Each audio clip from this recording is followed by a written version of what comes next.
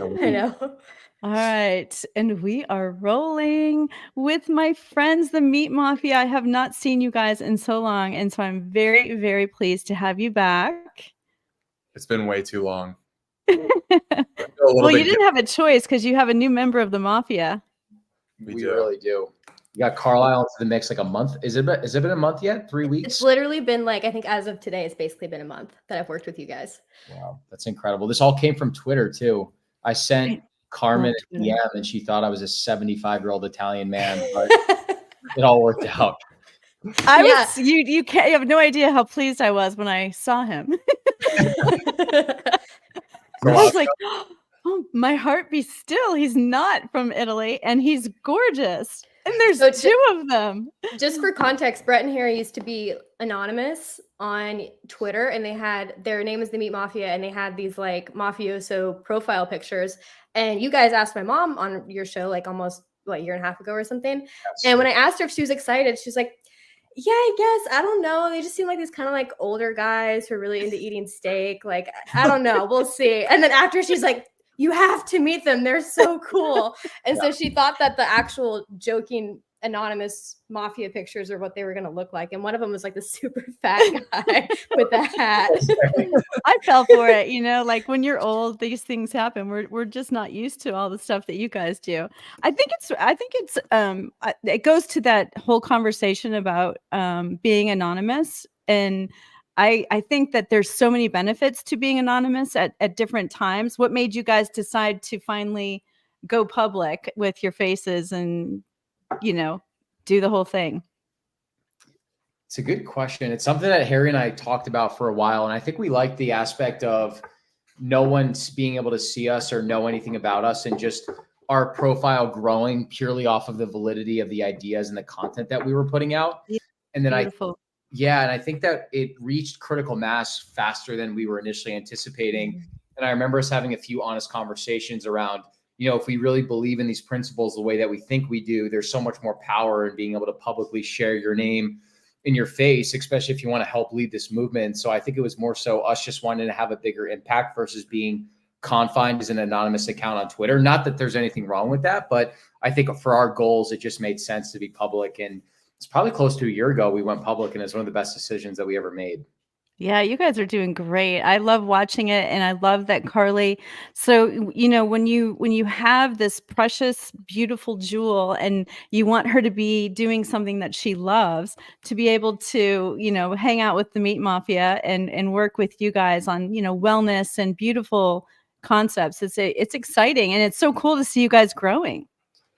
Yeah, I think the idea of being able to bring other people into the orbit of like creating this movement and making people healthier and actually being able to play a part of like building momentum in the opposite direction of what has become really normalized in terms of being unhealthy, and just getting that information out there is so awesome. Like just the people that have come into our sphere and are now like helping us build this vision is incredible. And Carlisle has been an incredible addition to the team. So flattered. I know, it's like so funny because I was doing some work yesterday just on my laptop, and I don't have a place in Austin yet. I'm staying with my best friend and her boyfriend, and they're letting me rent the guest room essentially. And they were watching a movie, and I was like sitting there working on my laptop, and her boyfriend was like, do you like love your job? Because you were like always working. And I was like, yeah, no, I really do. I get to be, I think Harry called me CEO of propaganda one time. And I was like, yeah, pretty much. I never thought I would have a job where I'm reading emails about seed oils. And I'm like, this is fantastic. It's perfect. I've waited like a decade for this. Yeah. Carmen, her first day, she brings in cold brew, raw cream gummies. She's brewing up like fresh organic tea, and she has her pocket red light out. We were like, this is the ideal. This is the dream hire right here. It doesn't get better than this. No, our office is so entertaining. Like all the kinds of people that come through that are so smart, and all the random gadgets they bring, it really could be in its own a reality show. And her gummies are amazing, but I will say I am very upset I've lost a chef. Yeah. Which is why we're going to get you to Austin. There you go. I'll be in the Meat Mafia too. We'll just keep growing. And so I named it Pioneering the Food Renaissance because that's what you guys have on your podcast. And tell me how you feel like you're really having to cut the path. You're out there with the machete, like literally cutting. What's the hardest part about it? I think the hardest part is that you want things to happen faster than they actually can. Um, like we were and you have to make trade-offs. You know, when we were really first getting going, we were out at farms all the time. We were interviewing people like that were just incredible, that had incredible stories. And those are the types of people that are like really like kind of the DNA of what we're trying to build in terms of the movement. Like ranchers who are doing things the right way, functional medicine practitioners who are teaching people how to be healthy on their own without having to be reliant on pharmaceutical drugs.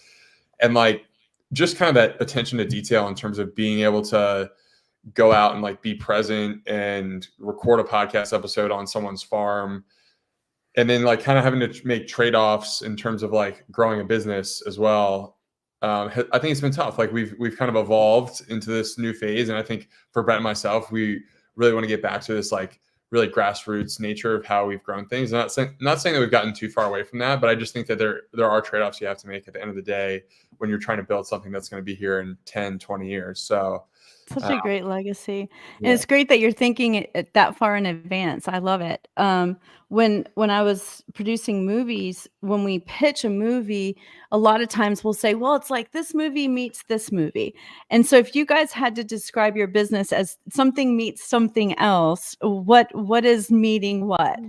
Ooh. Why are you laughing, Carmen? Am I asking lame questions? No, that's actually a great question. Maybe Godfather meets Food Inc. for a lot. Nice. Yeah, I think that kind of builds into our theme. I think to answer your first question, Carmen, there's like obviously the business aspect, which is a challenge going from trying to create something from scratch, monetize it, and balance like the heart and soul of the creativity that started this thing with also needing to monetize and bring on employees, and you feel that responsibility. And then there's also just the weight of battling 50 to 100 years of nutritional information, which has kind of led us into a point where 88% of all Americans are metabolically unhealthy. 99% of all Americans have never met a local farmer. 63% of all US calories are in the form of ultra processed food. So it's a really daunting task that we're taking on, but I don't think there's anything more noble than trying to fix the way that we eat. It's like quite literally how this nation was built. And we've unfortunately lost that, but we're very hopeful through the right information, the right podcast mediums, the right products that we can really like win the fight and teach people how to be healthy in a very easy, economical, and simple way. So what movie did you say? You said The Godfather, and what one? Godfather Meets Food Inc., which is one of my favorite documentaries of all time. I don't think I've ever seen that. I need to I'm watched writing that. it on the list. Okay, that came out in 2008, so I was 11, and I was going on a road trip with my dad to Colorado, and I watched it, and all trip I didn't eat anything. I was like, Dad, I can't eat this. I can't eat this food out here. Do you know what they're doing to the chickens? He was like, you need to calm down. It's okay. It's such a good movie. Did you see it? Did they show it to you in science class in high school? Yeah, I've seen it. Yeah, they showed it to us in science class, either when I was like a freshman or sophomore, and I did not like science. Harry, you love science, didn't you? Big science guy. Yeah, but I just remember it was just such a striking documentary. And if you go back and watch it now, so many of the themes from almost 15 years ago still apply. So ahead. And Michael Pollan narrates it, who's written a ton of amazing books around food and the processed food industry. And probably the most striking part about it is the beginning, the opening credits, where he's just panning around the grocery store and he's just rattling off these statistics, how there's 47,000 products, but there's really an illusion of choice because there's only 10 companies that are controlling the majority. I know. Right. And they're really just artfully combining like corn, wheat, soy, processed additives, making these things really palatable and addictive. And unfortunately, we've lost this understanding of what real food actually is. And that's a core message behind what we're trying to do, is just educate people on this like lost art. And we one of the things that we say is like the secret to the future is actually returning to the past. And so even though we've had all these incredible technological advancements, that same methodology shouldn't be applied to the food that we choose to put into our bodies. Yeah. I think one of the most important parts of this is people who do not understand nutrition or the bioenergetics of food don't realize how much processed foods affects chronic inflammation, which basically leads to mental disorders and mood disorders. And that is like the number one thing that you cannot meet anyone nowadays that's not on some type of pharmaceutical to manage their mood. And so my question here for you guys would be is, when you started changing your diet and getting really serious, did you notice any specific mental or mood shifts, or was it more physical? I think for me, the biggest shifts were mental and mood, because when I started cooking most of my meals, I was cooking like really high protein, really high fat. And so that was really the first time I encountered ketosis and getting into like that like ketone fat adapted state. And for me, I felt like I was drinking a cup of coffee before I even got out of bed. And I wasn't, it was just like this surge of energy and stillness in my mood that was so different than what I was dealing with before, which before I wasn't even eating all that bad. It was just kind of like letting myself fall to like some cravings and like eating a little bit more sugar than I probably should have and not being as active as I should be. And like, even just like minor lifestyle tweaks, I noticed a massive surge in energy. Brain fog was like no longer a thing. And it really makes me think about how most people are probably on a regular basis dealing with like a really low state of being. And they're just so accustomed to it that they don't even really realize what like a relative change of just like 5 to 10% better might feel like. And that they probably don't even realize that they could potentially even feel way better than that. So yeah, I think the biggest thing for me, obviously, like when you start eating right, you're always looking for like changes. You want to like lose a little bit of weight and feel better, obviously. But then like the real benefit is just thinking more clearly, having better energy, being in a better mood to make good decisions. I think those things are like far and away the best part about eating better. No, I totally agree. And it's interesting because I've eaten very well for like a couple of years now. And I completely cut out gluten a few months ago, and I used to only have gluten like once or twice a month. So I was like, there's no way it's making that much of a difference. But ever since I got so strict about cutting it out, it has made the biggest difference. It's just like my overall sustained energy levels. And I think that some people have higher instances of being genetically predisposed towards gluten sensitivities. And it's like $300 test. And I'm like, I am my own test. I figured it out. Like, I'll just diagnose myself. It's fine. And I was like, that's so interesting because it takes 2 weeks. If you have an inflammatory response to gluten, it takes 2 weeks to get rid of that. So even if someone's doing something, like I always recommend people do something for 30 days to really try it out before giving up on it, because those 2 weeks might not be long enough to kind of get you over the hump. Yeah, it's an amazing point, and it makes me think a lot about Safe Dean that wrote the Bitcoin Standard. His most popular tweet ever. He was in a grocery store and he tweeted out, "I wonder how much anxiety and depression is just misdiagnosed as sugar addiction," which is really interesting. And it's only something that you can understand when you take a few weeks and like get off of processed food and cook your meals and focus on like meat, fish, eggs, fruits, vegetables, maybe some raw dairy, and then notice the benefits of how you feel. I felt very similarly to how Harry felt, to how you felt, Carlisle. I'm sure Carmen, you too. There's just this, the one thing I noticed is when I went carnivore for the first time, there was just this sense of calm. And not that I ever had depression or serious anxiety, but I just noticed that things that formerly bothered me no longer bothered me. And there was this new sense of confidence. So I'm sure part of that is just confidence of the discipline of committing to something and not deviating. And also, like, these are the foods that we're evolutionarily designed to eat. And you think about the contrast to eating something that's out of a box, that's a manufactured food-like substance. Of course, that doesn't sit well with our system.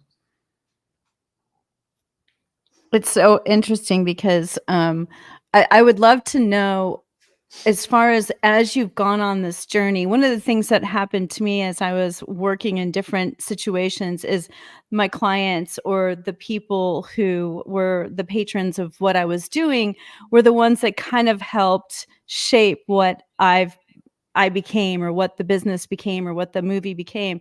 Do you guys have that same effect where a lot of times the people you're working with are the ones that are giving you some of the greatest ideas?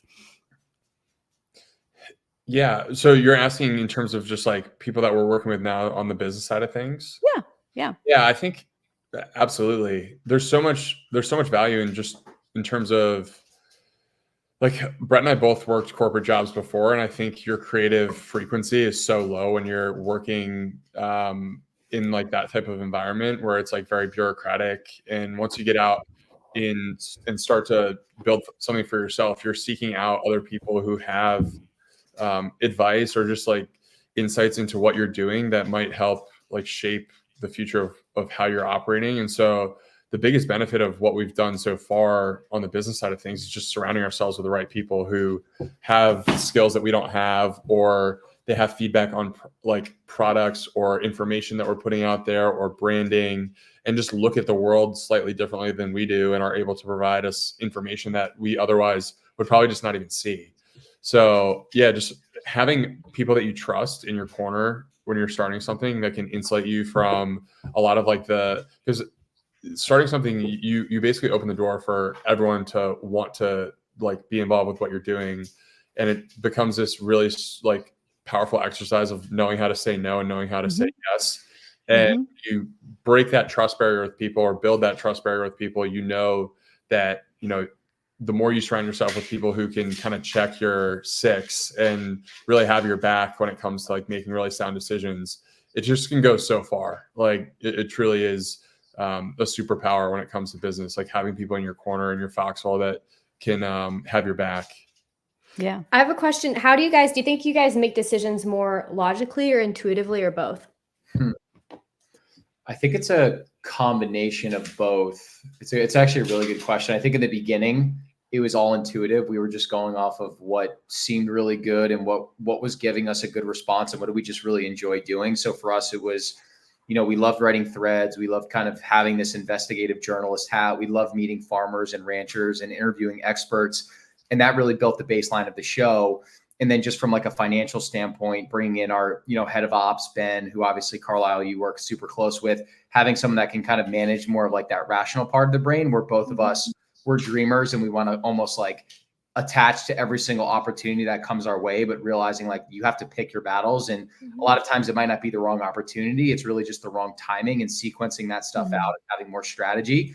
That's really important, but it's also a balance like we talked about, where I think a big goal for us is to really bring back the heart and soul of the brand and like get out and meet local ranchers and shake their hands and write more about the topics that we're passionate about, and, interview the best experts and specialists in the world. Like that's the stuff that gets us fired up. Is there any topics that you guys would want to write about, but are kind of scared of backlash or censorship? I don't think we're really scared of anything anymore. Yeah. I think doing a really informed thread on like birth control and female hormone health would be really cool, especially from a male perspective. I think there's a lot of room for that. And there's a huge education gap. That's something that I've thought about wanting to write about for a while. I just haven't done it yet. But yeah, at this point, there's not really any we've written about so many topics. I think in the beginning, we were probably more fearful, which hence why partially we were anonymous. But now it's like, I think there's a lot of power in being able to proudly just write about whatever topic you want and be able to put that out in the public, in the ether, and let them decide and deem if it's valuable or not. I totally agree. Yeah, I would just add to that too. Like, I think it's less fearful and more just trying to be like strategic about what we're talking about. Because where we're coming from, I think a lot of the topics that we talk about in terms of nutrition have become politicized, and I think Brett and I are like very comfortable talking about our views. But which pool do we want to swim in? Do we want to really be talking about nutrition, or do we want to like elevate this conversation to like other topics? And I think it's just more of like a strategic choice of like, we really just want to make people healthier, and we don't necessarily want to like fight every battle. I think like really just trying to make people healthier, but also just like being comfortable too. Like at the end of the day, we believe what we believe in and are very comfortable talking about it. So it's a little bit of like a mixed feelings around it, but just having to like really just be focused, because at the end of the day, there's trade-offs, and you probably end up turning people away if you're not just like really focused on kind of like the core mission. So cool. But I mean, it is interesting because I'm sure you guys come up against some vegans or different people like that. How and scary. Well, and I'm not saying it's scary. No, I know. I'm just kidding. But it is something that I think that you have to have some answers for, if that makes sense. Like like in the Bible, there's these certain things, and then there's this whole area of apologetics, and so when it comes to carnivore, what are your answers for people who are open-minded but they've been doing vegan or whatever for years and years? Yeah, it's a good question. It's a complex question too. It is important to note that the Bible does reference milk and meat 271 times. So that's just a fun fact that I like that. That makes sense. So this stuff is literally biblical. It's really tough, right? Because I think a lot of vegans, their heart is in the right place and their intentions are in the right place. I think they're just miseducated. They're just a little bit miseducated around the actual quality of nutrients that you're getting from plants versus animals. So I think the first thing is like, we're definitely not anti-plant. We've both had a lot of success going carnivore, but I do think at a certain point, there are certain carnivores that follow that diet like religion, where they're almost fearful of fruits and vegetables. And I think that if you have gut issues and you eventually build up a very permeable gut, you should be introducing vegetables and fruits and dairy and things like that to see how you tolerate it, because there are some incredible micronutrient benefits in foods. But I think when we think about, just sheer nutrient density, sheer bioavailability, so like how well does your body actually absorb these foods, these animal products just rank off the charts. So I think from a nutrient perspective, it's really just a matter of science that these things are truly some of the most nutrient dense bioavailable foods that you can choose to be eating. Humans, we've eaten meat for 2.5 million years. Like, there are a lot of studies that point to the fact that our brains have evolved to the current sizes based on the saturated fat and the nutrients that are found in red meat in particular. So I think that's really important. And then where it starts to get more difficult are the moral arguments, the environmental arguments. I think the cool thing on the environmental side is that there are more and more studies that are coming out around regenerative agriculture, and the fact that some of these farms that are raising their animals regeneratively, which really means it's like they're raising all of these different species and different animals out in the pasture. They're not tilling, they're not using synthetic fertilizers. They're actually improving the quality of the soil itself and bringing all these species back. There's a great farm in Fredericksburg called Rome Ranch, which is founded by the founders of Epic Provisions and Force of Nature. They introduced a pack of bison onto the land, and they brought back hundreds and hundreds of species. And the land was absolutely desolate and barren when they bought it. Some scientists thought it was going to take them 30 years to regenerate it. And with just incorporating one pack of bison, they took 30 years of work and did it in 5 years. So I think it's hard to argue against that. And then the middle piece is just, unfortunately, there really is no life without death. I think, the four of us love animals more than anyone. It absolutely is terrible to see an animal die, but even the harvesting of a lot of these, vegetables and fruits and things like that does result in death too. So I think there's a lot of honor to actually face your death and, really honor the animal and pretend like it does exist, and not pretend, actually acknowledge the fact that it does exist and be intentional about where you source your food from too. Right. To service it until it services you, so to speak. Yeah. The moral argument is so interesting too, because there's just this lack of acknowledgement on the vegan side of the aisle that they're just trying to more or less obfuscate death and just ignore the fact that death doesn't, or in their world, shouldn't exist. So you're kind of you confront or face like a lot of like weird arguments on that side that I think are really kind of like not real. They're not based in reality. You can't have life without death. Right. The circle of life, so to speak. That makes sense. And so what are the main pillars for what you guys want to pioneer? Have you thought through those? Yeah, I think on the there's kind of like the nutrition pillar, and then also just like the food system and the impact that we think we can have in terms of just simplifying a lot of the topics when it comes to nutrition, what people should be eating, but also the idea that the food system is really complicated. There's a lot of confusing labeling, confusing information. Buyers and consumers are faced with new vernacular around food basically every year. And so it becomes really hard to just see through the smoke and mirrors that I think the food industry does a really good job of putting out there. And so I think our goal is to just become like a trusted voice and advisor to people who are trying to make really informed decisions for their family and their kids. And then also just eventually put out really high quality products that they can also trust and know that there's a reputable brand behind what's being put out there when it comes to, I mean, probably mostly majority meat-based products, but also like some lifestyle stuff as well. Maybe we'll have to do some red lights for Carlisle. Yeah. She's got all kinds of stuff up her sleeve. And that's one of the things that I think that she's taught me, because I always thought it would be boring, but it really, now you guys, your generation has really brought in, like, even just the bovine gelatin that she uses to make things, like, it really brings in a whole, like, wait, I can have a gelatin and it tastes like coffee and cream and this is okay, you know? So it's kind of like you have to kind of relearn how you can be creative. Yeah, this is embarrassing. My guilty pleasure show that I never watch anymore because it's just terrible, but it used to be the show My 600-Pound Life. Yeah.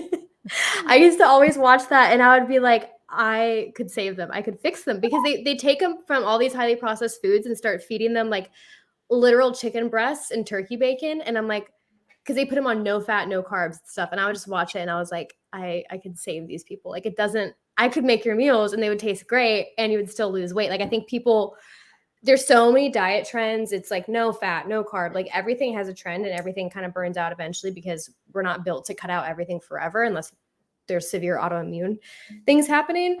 And I think that it really is kind of a fun challenge to think, how can I make something like my comfort food, like food I really want, but make it in a way that tastes delicious and is healthy.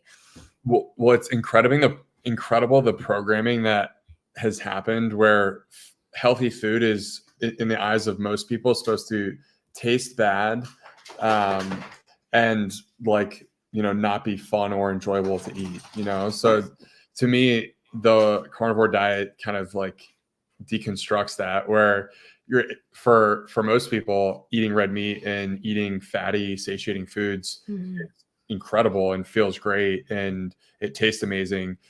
And one of the books and early podcast guests for us that I think does a really good job of unpacking just what we should be expecting from our food when it comes to taste, flavor, as it relates to nutrition is the Dorito effect.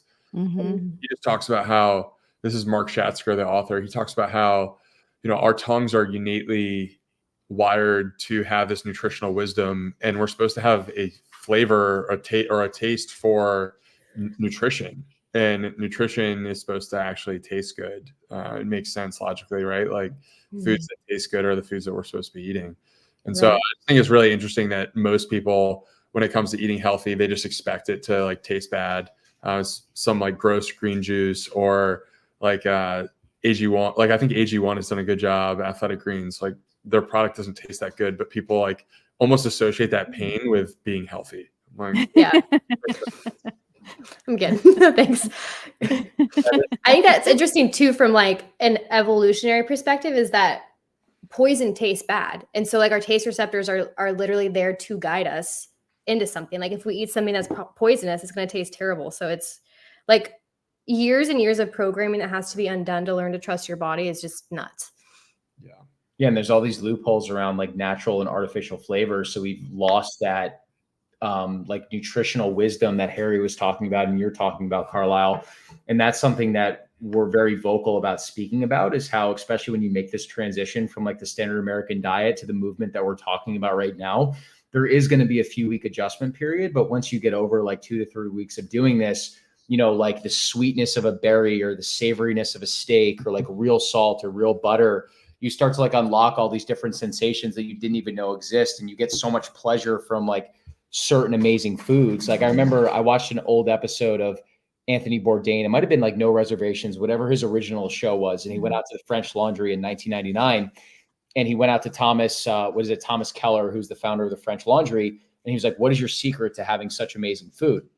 And they flash back to him on a farm where he grew all of his food. And he's like, this is my secret right here. He's like, I grow the best quality organic food and I just cook very simple, amazing dishes. And anyone that's had a really good grass-finished steak or really good quality vegetables, it's very simple to make things like that taste absolutely delicious. It's about how we source it. So we even talk about just throwing out the concept of dieting in general. It's just eating real foods and intuitively. Right. You know, I love that idea. yeah, that's the thing that gives us encouragement, is it really is so simple for so many people. It's just correcting all the misinformation that's out there. Well, and do you feel like because I know Carlisle is like, very organized, and she'll like pre-plan her food and, bring it places with her. I'm wondering, do guys do that too, or are you guys more on the fly? Boy dinner. Any thoughts on this? Yeah, literally every day I get so jealous because I'm like, men don't have to eat breakfast. I'm like, if I didn't have to eat 3 meals a day, I could get so much done. If I don't eat breakfast, I'm useless by noon. Like I actually have to have breakfast, and I feel like men can just like wake up. Harry responds to emails like 4 a.m, and I'm like, I don't even know what he's doing. Literally eats like 1 meal a day. But that's honestly what works for Harry. And Carm, to answer your question, I've gone through phases where the easiest thing for me is if I was going to cook a steak for dinner, I would just make 2 of them, and then I would just pick it up and put it in glass Tupperware and bring it into the office, which sounds so simple, but so many people don't think about these simple meal prep hacks that exist. Something I've done the last couple of weeks is our buddy Noah, his girlfriend is an amazing chef, and she has a meal prep service. So she will literally go to the grocery store for you, pick out, you tell her what dishes you want. She'll cook it. It's all like grass finished stuff, organic ingredients. And it's kind of like made with love, which is a corny term, but she like really, that's real. Friends.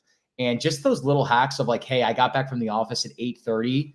If I didn't have something, I might even be tempted to order out, but now I could just like heat this meal up. That's delicious.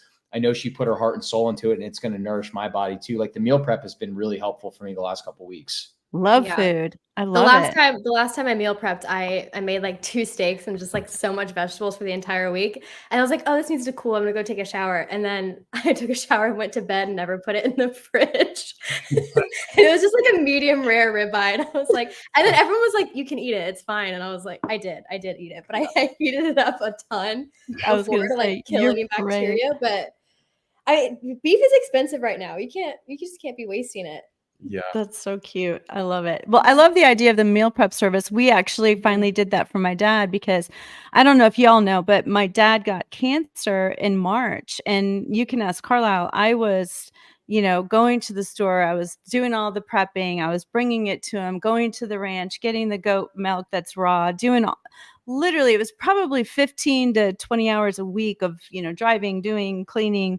And we finally got him. He was 130 pounds, literally at death's door with stage 4 cancer. He had a lesion on his back that had started fracturing his back.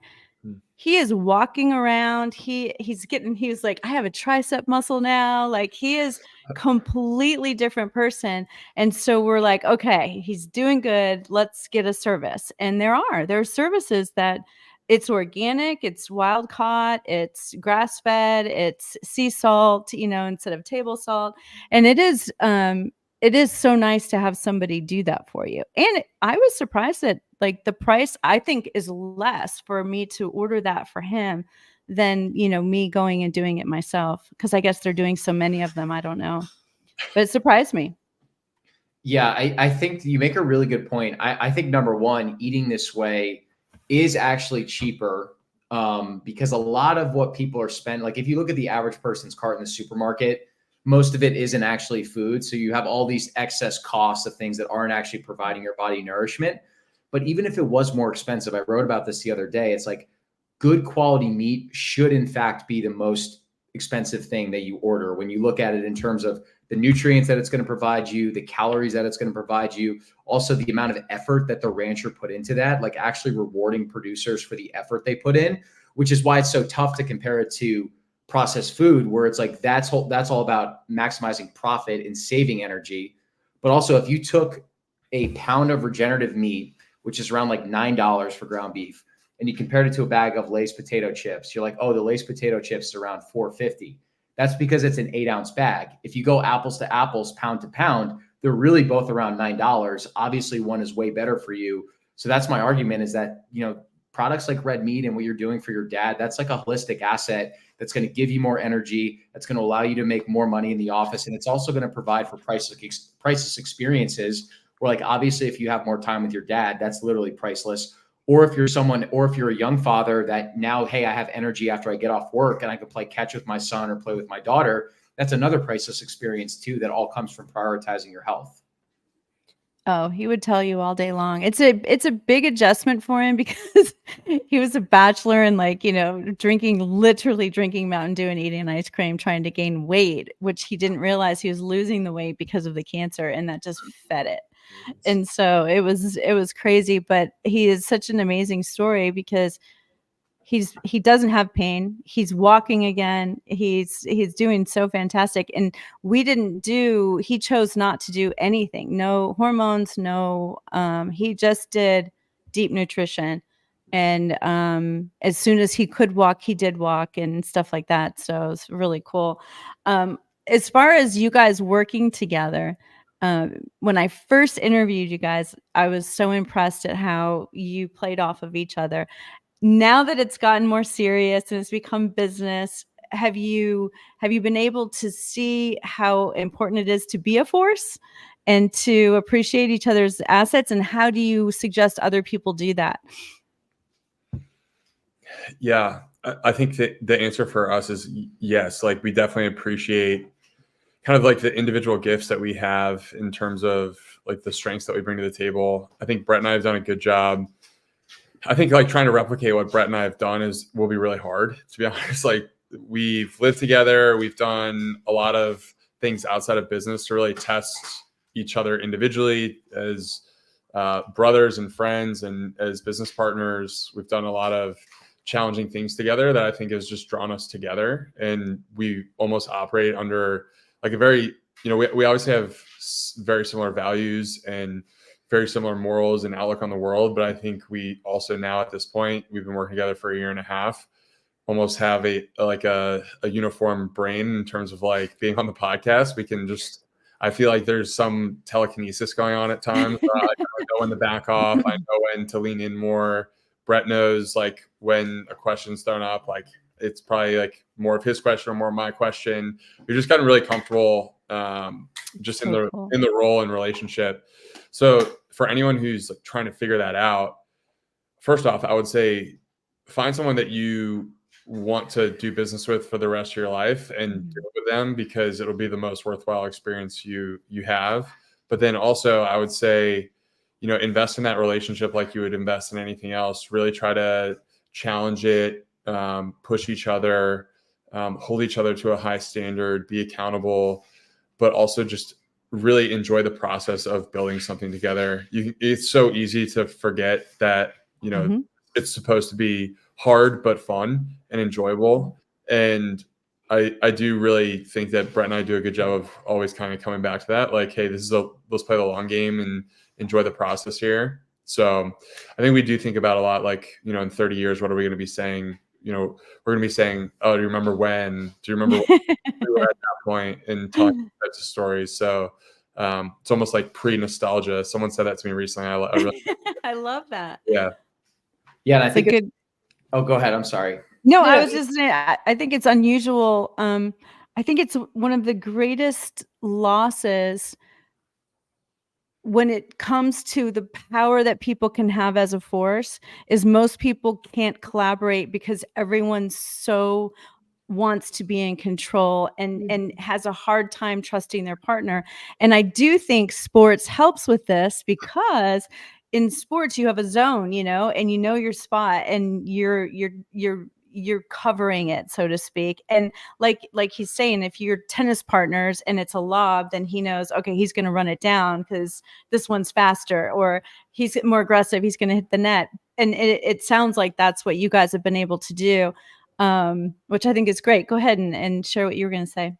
No, I was going to say, to your point, Carmen, I think it's really important for partners to have like a collaborative session together where it's like, Harry will list out his individual gifts, his strengths, his weaknesses. I'll do the same for myself.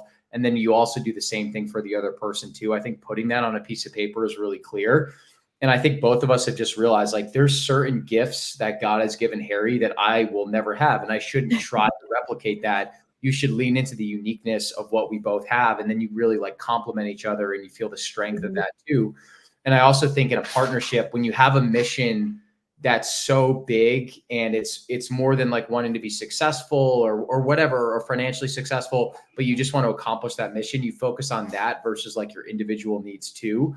So it's like, if I ever prioritize myself over the business, I'm doing nothing but hurting our overall mission, which is to make 100%. healthier. And also, Carmen, like, if you have a partner where you've done difficult things with, it just gives you so much confidence. So like, obviously the business was built off the back of us doing an Ironman. We did 100K together. We've dealt with like relationship breakups together, personal tragedies. Like there's so many things that we've gone through where the other person just like picks up the gap for the other person. So there's so much confidence to be found in that. And I think also both of us being Christian and really leaning into our faith this last year and relying on God and like praying before big business meetings together. It's like, you're unstoppable when you lean into things like that. Well, it's because you're going beyond your own capacity. You're going beyond your own limitations. You have the power and the authority of something greater than just one person. I have a question about two-part question. What do you guys think your own biggest gifts are? And then my other part of this question would be, is there a gift that either of you had that you were kind of unaware of until one of you pointed it out? Like the opposite, if that makes sense. Yeah, I love that question. Good question. The second part. I would say for myself, I think just this like raw tenacity of just feeling like I'm capable of achieving more. I think that's something that's always been really helpful to me. And I think secondly, like with the sales background that I have, I just love building relationships with people and turning them from like someone that doesn't know me into someone that's like a really good friend or someone that we're working with and doing deals with. Like, I think those are just, two things that I don't know if it was like a blessing or if it's something I've cultivated, probably a combination of both.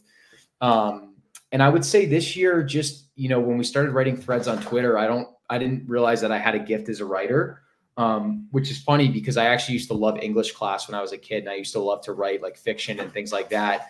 And it's funny how you recognize these gifts as a kid and they leave you and then it comes back to you at a later date. Those are always the things that you're meant to be doing. And our dogs are going crazy in the background if you hear a little bit of snuffling. So Sunny's going wild. I love Sunny. As long as it's not like, some mafia thing going on. Yeah, I would add, so I think the gift that I have is rooted in like just faith and having confidence that things will work out. I think it's incredibly important in the world of business. And I think a lot of people mistake, or people will always say like, you're like super lucky to me. And it's really just a matter of having a deeply rooted faith that things are going to work out and being able to just find peace in the fact that like, if it's not this, then it's something else. And I don't know. I think it's a really powerful business superpower. It's a gift that I think I've had for a long time, and testing it more in the world of business is obviously, I think, brought it out more and more. But yeah, I think that for me is one. And then what was the second part of the question? It was something you didn't know. Surprise. Yeah, I think for early in my career, I was doing something that I was totally not designed to do. It was a finance role. It was very analytical. And I do think like I have an analytical side, but it's much more, I think like my strengths are much more on the creative side of things and thinking through things a little bit more abstractly and creatively. So I've just been leaning into that more and more. And that's come through writing and just like picking up skills and trying to learn things that can move the business forward. Like I basically was editing the podcast for a while and learning how to do clipping and all these like small skills that were moving the needle. So yeah, just, things like that, just like being resourceful, I think is one that I wasn't really leaning into it that much before. And it was like a really nice, refreshing reminder. It's like, oh, okay, like that is a strength of mine. Mom, you're muted, I think. Oh yeah, sorry. What is the top rated article that you've written that surprised you? You were like, wow, I wrote this. I thought it was interesting, but this one surprised me, the comments that I got back. Probably the chicken Chicken thread. What? We wrote this chicken thread like a year and a half ago, and it was the morning of my cousin's wedding. And Harry had given me a copy of The Dorito Effect. And I just thought it was such an amazing book. And I never thought about food from the concept of actual taste buds. And it taught me so much about these things that we're innately born with that we've kind of lost through processed foods. And the book starts off, it's a older gentleman who his wife has never made him chicken that lives up to the chicken that his mom used to make him or his grandma used to make him. And so she's going through all these different iterations, preparing it, seasoning it different ways, deep frying it, and it never is up to his standard. And then finally, she finds a local rancher and buys a pasture-raised organic bird that's fed an evolutionarily consistent diet. And she bakes it in the oven. She gives it to him. He bites into it, and he literally has tears rolling down his eyes because it reminded him so vividly of the meal that either his mom or his grandmother, the chicken that his mom and his grandmother used to make for him. And a lot of the thought process behind the book is that even things like chicken, we say chicken is chicken, but the bird that we're eating now is so different than what we used to eat 50 years ago. And so I really thought that there would be a compelling Twitter thread there. And I wrote a draft of it. It took me like 45 minutes. It came out really easily, but I didn't know if it was up to the standards of what I had normally written, to the point where I almost scrapped it and deleted it. And I was like, you know what? I've already put in this work. Let's just throw it out on the ether and see what happens. And so I tweeted it. I didn't look at my phone. And then like 30 minutes later, I think I had like 5,000 new followers. It had like 1 million views. And I think it ended up having 20 million views, 300,000 likes. I think we gained like 60,000 followers between the two of our accounts. So Wow. one of the really cool things about social media is it takes one post and your life can be changed. No, I know, it's crazy. I'm always amazed at the stuff that Carly will get 1,000 likes on something. I'm just like, I am the too. way she says it too. I think it's the way she says it. Like anyone else could post that picture and it's because it's either funny or ironic or I don't know. It's a talent for sure to be able to have something go viral like that. You never really know too, like what's gonna actually do it, but you can tell, like once something's out there for a few minutes, you can tell if it's like picking up steam or not. For sure. For sure. And so that would be the top viewed and the most unexpected. For sure. Yeah. And then we also wrote a thread on John D. Rockefeller. And I'm not kidding. I was like 30 seconds away from deleting the thread. I guess I'm just like overly critical of myself. I'm not really sure, but I decided not to delete it, to post it. And that was like the second most viewed thread that I think I'd ever written as well. Just talking about how Rockefeller like kind of quietly monopolized the pharmaceutical industry, which a lot of people don't know, and cut down a lot of holistic health practitioners that formerly used to exist in the country. Yeah. So again, it's like, you just don't know what's going to land. And if you create a good piece of content, like you owe it to yourself to put it out in the world, and you don't know what's going to happen. Yeah. He closed down all the apothecaries. Yep. Yeah, because you can't patent nature. Yeah. I had a question about, oh my gosh, I forgot my question. Sorry, I had a long day. Yeah, whatever. It'll come back to me in a second. It'll come back to you. It's fine. That's so fun. And so when it switched from being just the two of you to having a small team now, because you have more than just the three of you, what is that like? It's been amazing. I think the idea of building out a team that you just enjoy being around, and people who are also hardworking and love the work that they're doing, there's a magnetic energy to that. And shared mission is just something that is really hard to come by. And when you bring the right people into the room that feel like they're a part of something, it's really, really powerful. And I think there's also too something about finding really young talent who just like bring excitement to the work that they're doing. That's really exciting to at least for me. Like I always thought that there's a potential for me to end up being a coach. So having younger guys in particular who are like in a place where I was kind of like 5 to 10 years ago, or like 5 years ago, is really fun. Just being able to have an impact on them and trying to just like be a positive role model and steer them in the right direction, but also give them work that they love doing and bring out those unique skills and gifts like we were talking about earlier. I think it's one of the most powerful and amazing parts of having a business, is being able to be a resource and provider for other people who are earlier on in their journey, trying to figure out exactly what they want to do. And then, they resonate with what you're trying to build. So they want to be a part of it. It's really exciting from my perspective. I don't know how you feel about it.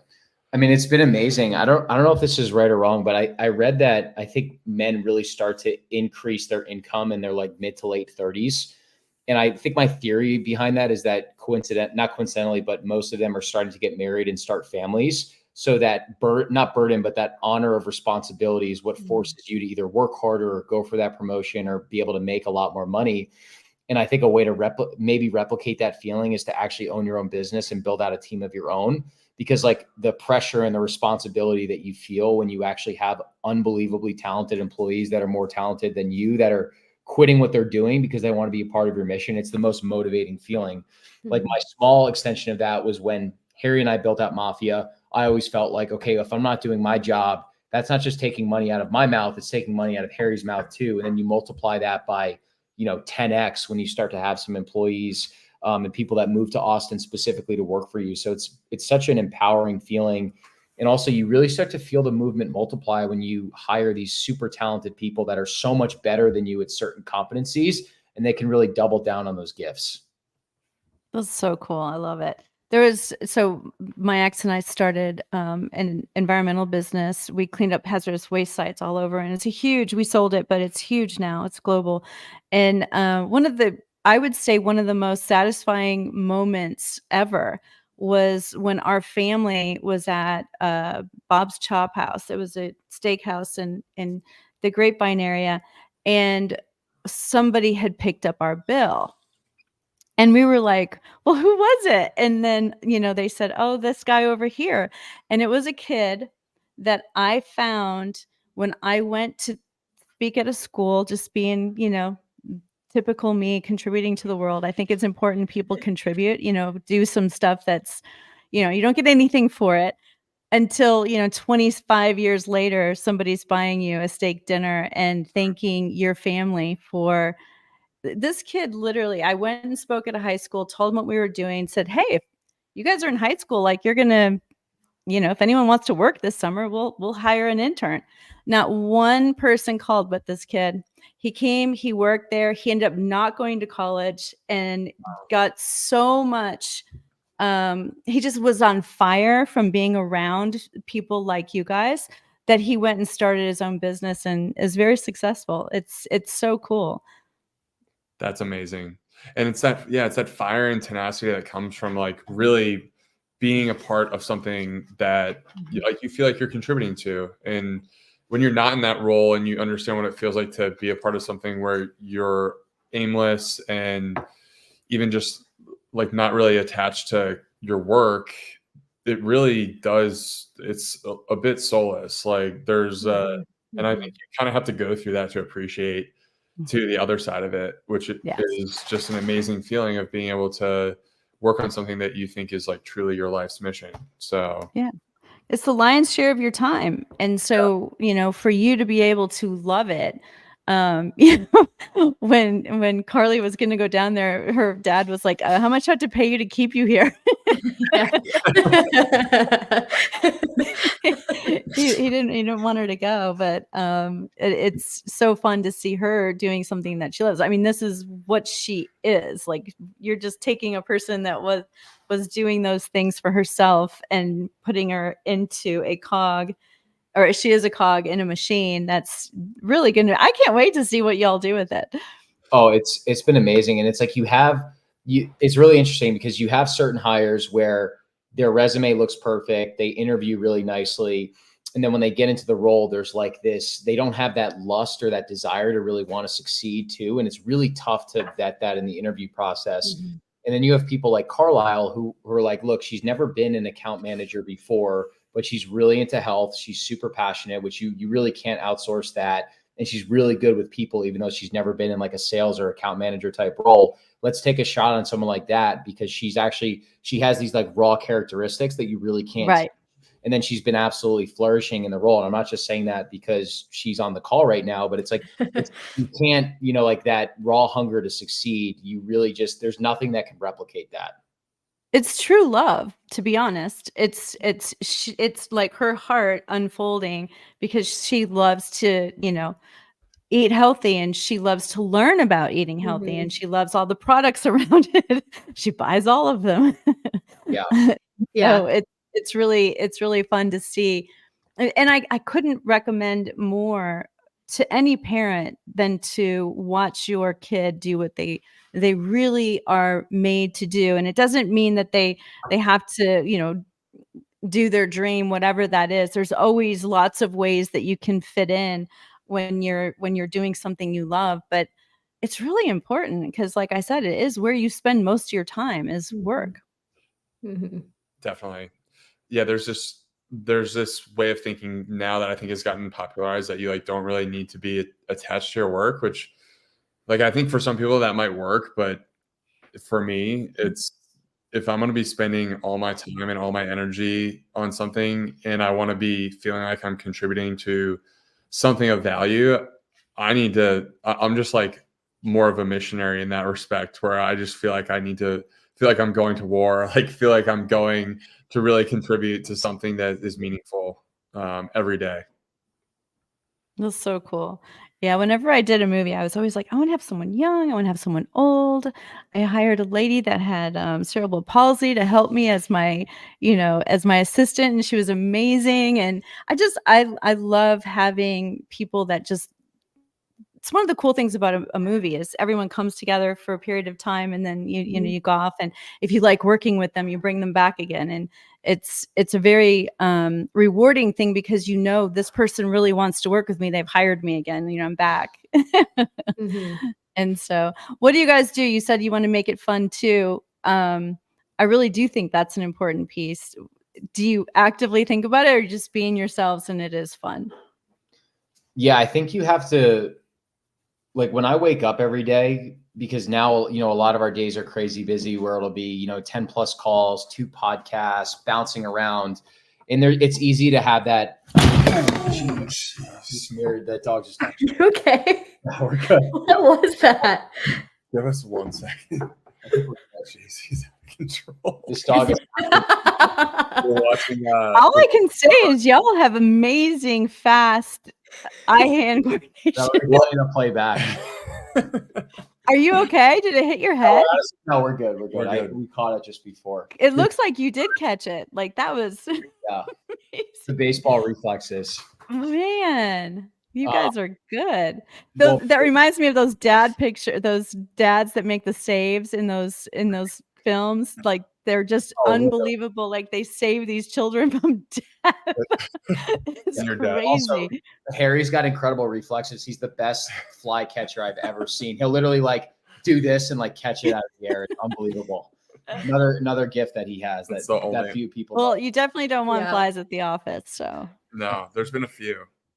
definitely. Not for long. But Carmen, on the concept of fun, what I was saying was it's easy to like have those days where you wake up out of bed and you're like, oh, I've got to do all these things, podcasts, meetings, running back and forth. And I often remind myself like what we're doing now, I would have given anything for this 2 to 3 years ago when I was going down the nutrition rabbit hole. And I wrote a blog trying to tell my healing journey. I literally wrote it 3 times and rolled up the piece of paper, scrapped it up, didn't think it was good enough. And I don't want to say it was shame, but I always felt like I needed to tell this story and would give anything to be in the role that we're in now. So I think having that healthy perspective of like, you really are living your dream life and you need to really appreciate all the blessings that God has given you. I think that's really helpful too. On Thanksgiving week, you tell me about this. I like it. Right? It's good timing for Thanksgiving. And also fun things too, like the nutrition piece is important. And then the community piece is also just as important. So something that Harry started doing is he started organizing steak Saturdays at the house. He's really, really good at building community and doing community events. So we'll have like 6 friends over, bring your own steak. We'll season everything up. We'll throw it on the grill. And then we just sit around the table and just talk about our week and the things that we have going on. No one's really on their phones. We're all just like connecting and leaning into each other. And just things like that just bring so much like simple enjoyment and pleasure. It's unbelievable. It's so much better than being remote and on the phone or whatever. I mean, it's far superior. And that's honestly, like, I'm so blessed because I have a family like that. We're always wanting to get together. We have a couple of things going on this week, and my son's like, "You get one." I'm not going to all of them. But so what are you guys thankful for this week? You're going into Thanksgiving. I'm going to ask you the lame question. Any advice for people that are getting together with their families for Thanksgiving for food? Anything you want to share as far as that goes? Anything? I think just in terms of what I'm thankful for is just the health and well-being of my family and friends, and also just it's really cool seeing where my siblings and particularly in particular my siblings, like where they're at in life. I've just seen all of them grow so much the past year, and I'm just really thankful for what's been put in front of them and like the opportunities that they've been able to create for themselves. And really just I think I've seen them all grow so much. I'm one of four, so it's just unique relationships with all of them, but just seeing them all grow has been incredible. So I'm really thankful for that. And then piece of advice for Thanksgiving week, was that one part of the question? Yeah, I would just say eat as much food and isolate. That's All right, Brett, what about you? It's interesting. All these articles that are like 5 tips to like navigate Thanksgiving, or like how to avoid like putting on weight during the holidays. And part of our philosophy is keep it really simple. Like, don't be a freak around Thanksgiving. Like, Yeah. your mom is making you some incredible meal or has cookies or whatever. Don't be a freak. Eat your mom's cookies. Like, I would actually argue that doing that is better for you than avoiding those pleasures that you really want, that your parents or whoever has put their like love and attention into it and making that thing for you. Like, it's one meal out of the year. Like, you're going to be totally fine. Enjoy it. Connect with your family members. Maybe stay away from politics. Maybe don't. I don't know how you feel about that. Depends on your family. Yeah. Family, and just enjoy that experience. Like, for both of us, Harry's from Virginia, I'm from New Jersey. The last 2 Thanksgivings, we felt like we needed to be here and just kind of be in like grind mode or whatever. And I think as we started to realize like these memories are legitimately priceless, and you really don't know how much time you have with your family. Nope. Like, don't think about the price of the plane ticket. Don't think about the time away from the office. Like, just go home and spend time with the people that you really love and care about. That's great advice. I 100% agree. And definitely it's not a good time to convert anyone to anything. Just enjoy them. That would be my advice. How about you, Car? Oh, my advice.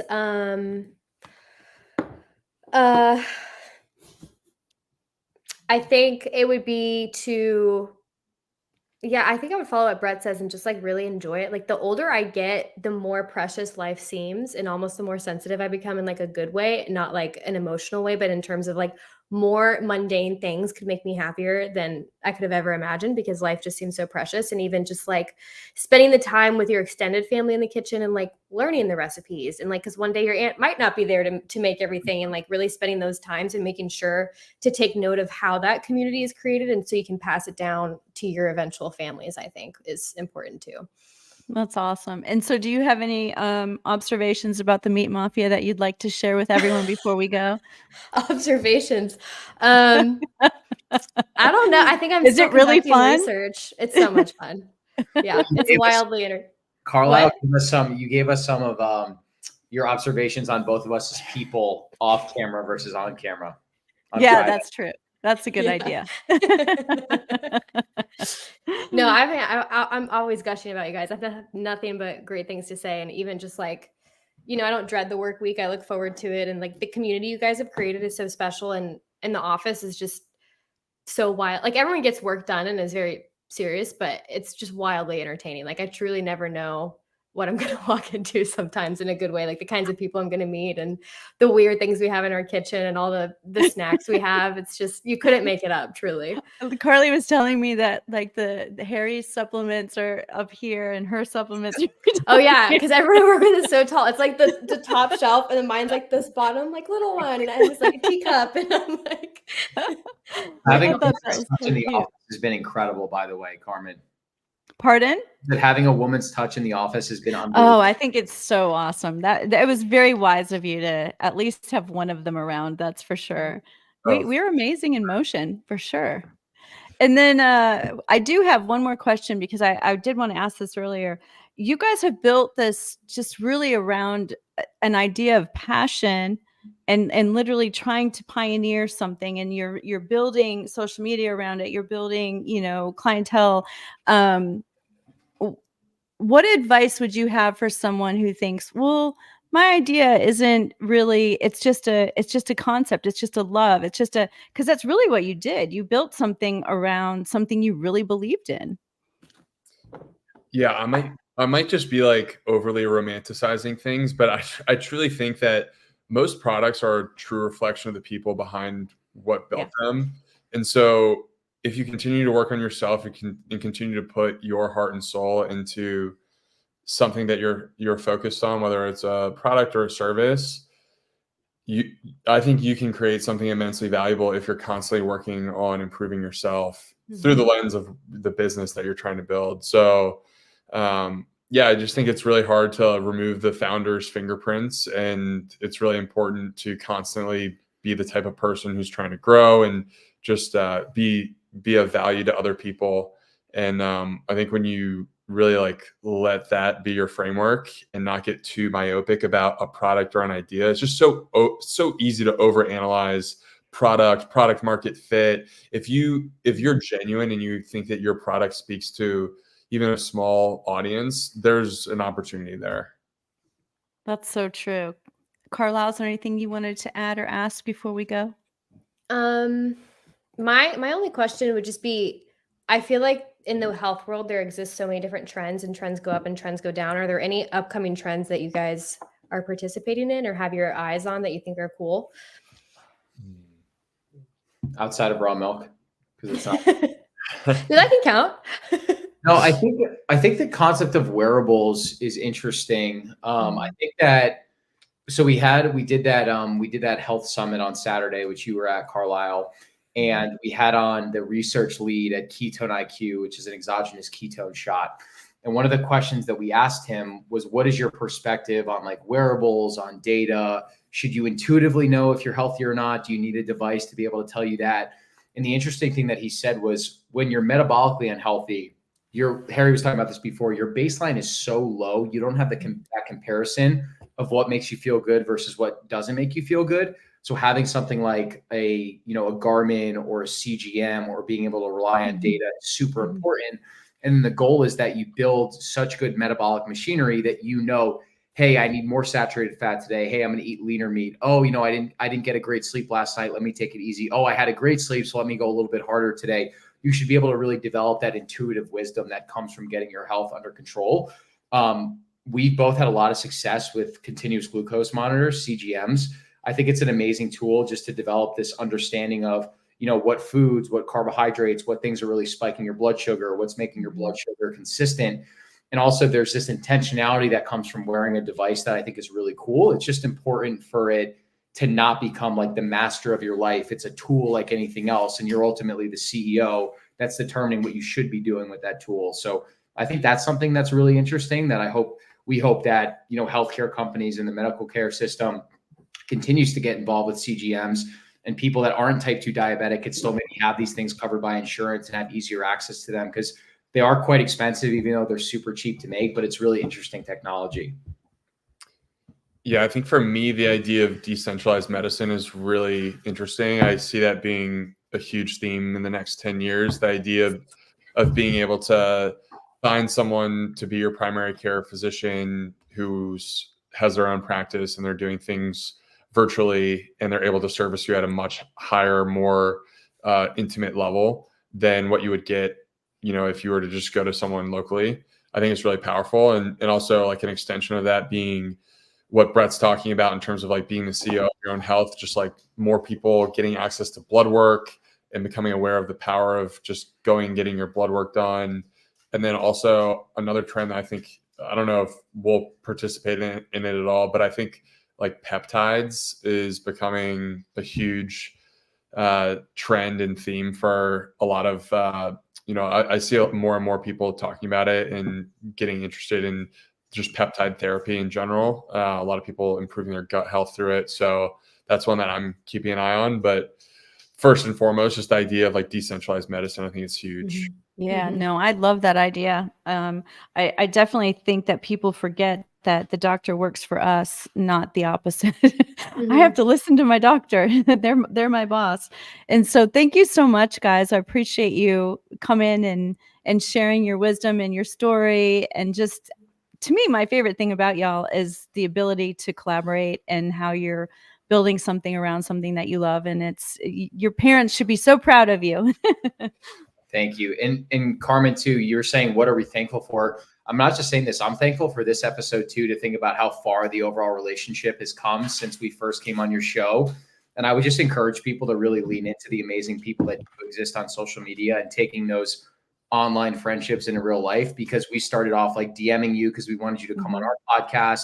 We then did a swap, went on your show. We became really close. We met Carlisle through you. Carlisle came on the show. Now we're all working together and are really good friends in real life. So I would just encourage people to like actually take advantage of the amazing people that do exist on the internet and turn those into real relationships, because you don't know what could happen in a short period of time. Right. It's so nice because you find like-minded people, and it's so enjoyable, and especially nice to see people your age that are, like Carlisle said, enjoying the simple pleasures of life. Like Mhm. your Saturday night dinner sounds great. I'll be there. So Welcome to any if Saturday. it's all men. Exactly. I'm just kidding. Yeah, the other day she texted me. She's like, "Can you send me Harry's number for emergencies?" I'm like, "What emergencies?" You're gonna be getting some. I'm not responsible for any text she sends either of y'all. I was like, emergencies. You need, Well, you you need don't your know. emergency contacts updated for You work. need the what? You need your emergency contacts updated. Right. Yeah. It's very important. I'm sure she's not just gonna I'm a harass good you or try to mother. flirt with you guys. Harry, have I been sending you messages? See? It's just for emergencies. Exactly. Okay. Oh my gosh. All right. So y'all stay at the house without the furniture falling on you. It almost fell We're again. gonna So try. All right. Well, be careful. You need to move that Do you- thing. Did you guys And want to if you have plug your children podcast or around, move that anything all the way. What? before we get off? You want to plug your podcast or products or anything? Oh yeah. Gosh, I'm being a horrible host. Yeah, so our podcast, Meat Mafia Podcast, you can check us out on Spotify, Apple Podcasts, also YouTube as well. We've released the full video episodes on YouTube. And then we recently came out with our first supplement company, which is called Noble, which is an animal-based protein powder. So we're really trying to take the nutrient benefits of all these incredible foods, whether it's beef protein, organs, colostrum, collagen, things that really benefited Harry and I, helped us with our gut, with our skin, really getting into the best shape of our lives. And we turn that into like an all-in-one protein powder. So if they go to nobleorigins.com, we have 3 products. It's a chocolate and vanilla protein powder, and then also like a straight organs powder, which is really a superfood blend that you can throw into smoothies. You can throw it on ground beef, onto a steak. It's a really great multi-purpose product that allows you to get the nutritional benefits of these ancestral foods in very convenient, delicious powdered form. So we're really excited about that. And Carmen, we got to get you some bags to try too. So we'll send those your way, or send them to Carlisle as well. Please. I will be your best customer. I love this idea. Especially I saw your before and after skin picture. Oh my gosh. 2 different people. That is Mhm. incredible. Those So are from I'm all about it. those were from the drugs I was taking. Literally was on meds for 6 years, $400,000 a year. And it was healing. It was helping my stomach. And then it was causing me to have all this cystic acne all over my face, my back, my shoulders, and literally leading into these foods and getting off those drugs. All of that went away, and probably have the best like skin of my life just from that. Beauty and the Beast, all in one man. There you go. That's going to be my new tagline. I've got to. I love it. All right, guys. Thank you so much. I'll be sure to put I already put the Noble's Origins in the chat, but I'll make sure to put it in the description box as well. Perfect. And have a great Amazing. Thanksgiving. Thank you so much. Oh, yes. Thank you. Thank you for letting me have my daughter back. Bye, girls. Bye. How do I log